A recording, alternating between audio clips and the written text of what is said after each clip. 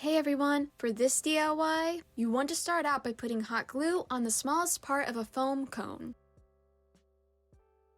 Then you want to take an end of a piece of orange yarn and start rolling it into a flat spiral. Now once you have a spiral, you can put it in the glue.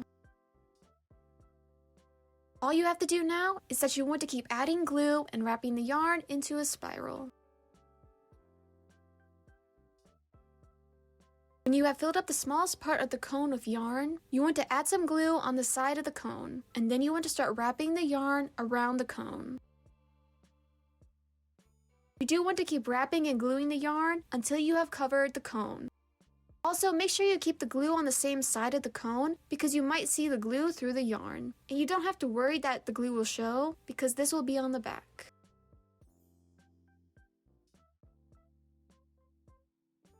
When you get to the largest part of the cone, you want to keep following the same steps, but you want to leave an empty spot that's big enough to push some green plants through the foam. After you're done putting the yarn on the cone, you want to cut the yarn. Once the glue is dry, you can cut some green plants for the top of the carrot with wire cutters. Then all you have to do is push the stems through the empty spot that's on the biggest part of the cone.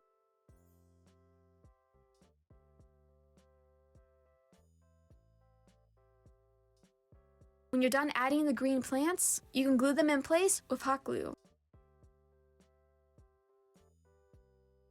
The next thing you can do is that you can make a bow out of ribbon and glue it on the front of your carrot. Now to hang it, you can do whatever you would like, but what I did was that I glued a piece of twine in the shape of an arch on the back of the carrot.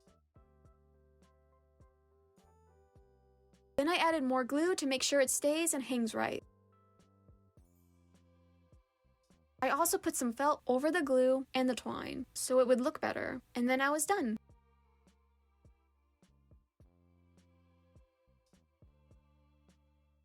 That's how you make your own carrot door hanger. In the comments down below, let me know what you think about this DIY, and if you like this video, subscribe to see more DIYs. I'll see you in the next video. Bye!